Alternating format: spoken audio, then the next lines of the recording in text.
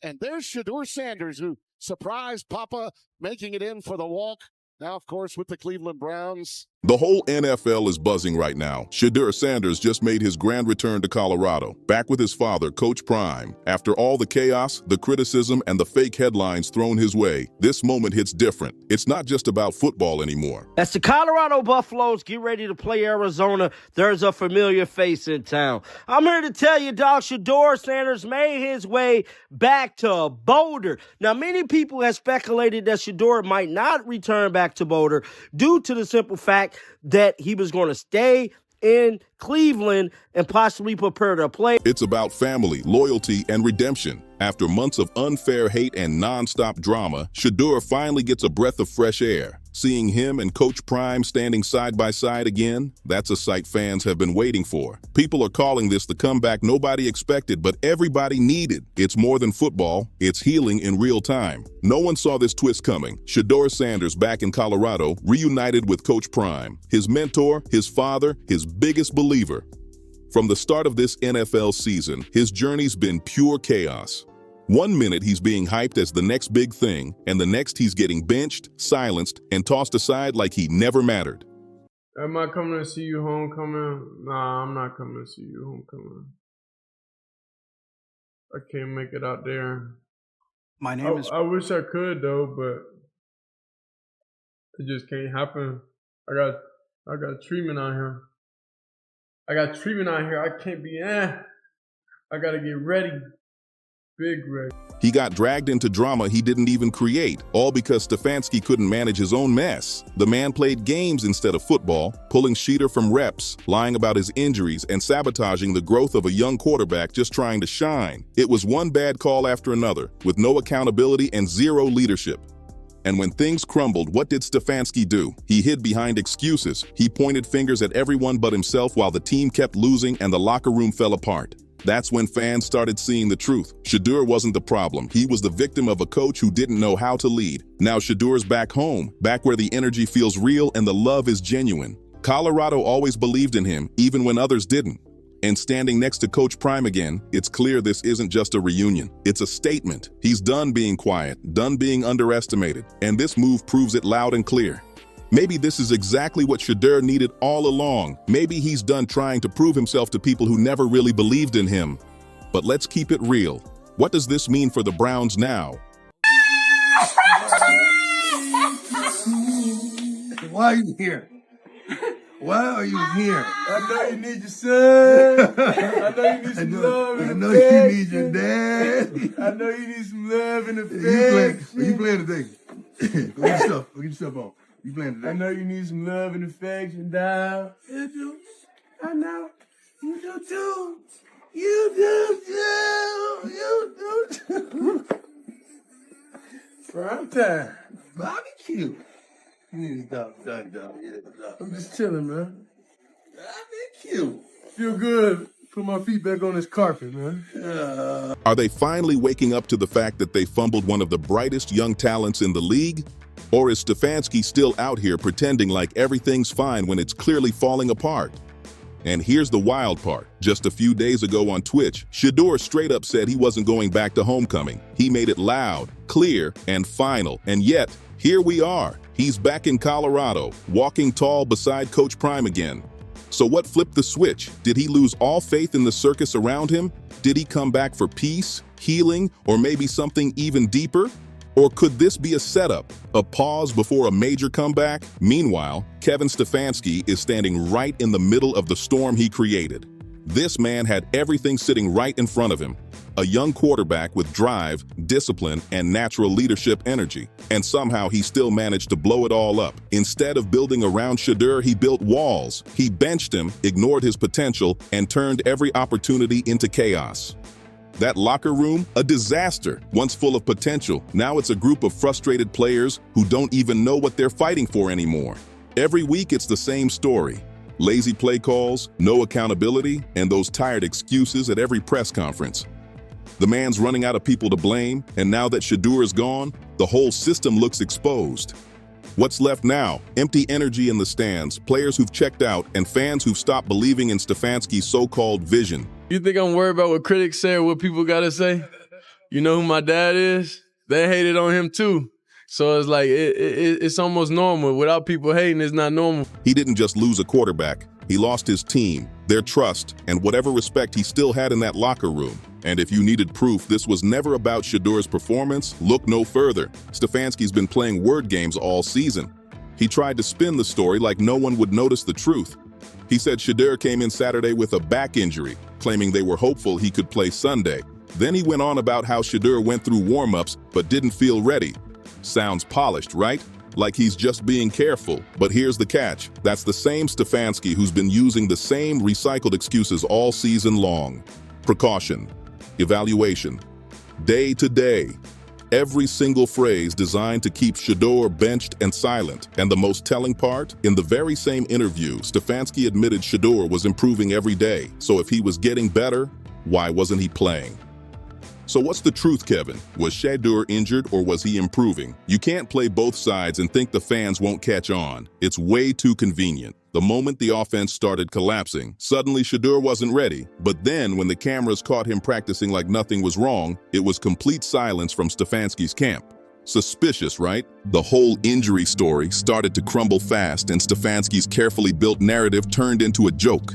That excuse didn't look like concern, it looked like a straight-up cover-up. And then, to make it even worse, offensive coordinator Tommy Rees stepped up and accidentally exposed the whole contradiction. Rees admitted Shedeur had been getting regular practice reps, that he was active in walkthroughs, taking learning snaps, and even running plays from the game plan. Sure, not always with the starters, but still, if he was so injured, how was he keeping up in practice? Make it make sense. Either he was hurt or he wasn't. You can't claim both and think nobody's gonna notice. Rees basically confirmed what fans had been saying all along. This injury talk was pure smoke and mirrors, a distraction to cover up a coach's bad judgment and poor leadership. Stefanski didn't bench Shedeur to protect him. He benched him to protect himself. He couldn't face the heat for his bad calls, so he hid behind fake concern and technical talk.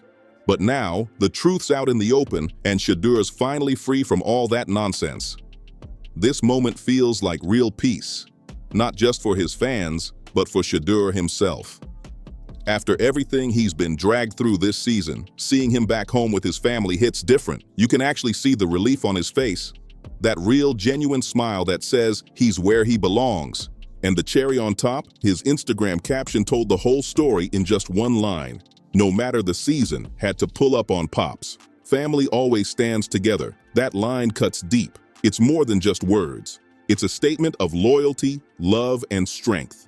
Through all the noise, confusion, and fake headlines, Shedeur chose family over everything. And that choice speaks louder than any coach ever could.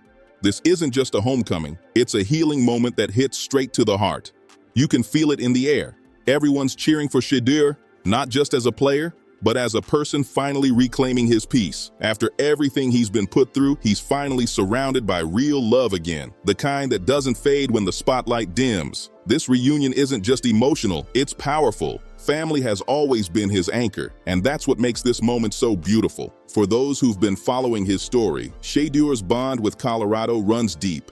This is where his journey began, under his father, Coach Prime, where he learned how to play, lead, and inspire. When they first touched down in Boulder, that team was struggling bad. But Shedeur came in and lit a spark that changed everything. His energy made people care again. Every snap, every drive, every touchdown. It all meant something.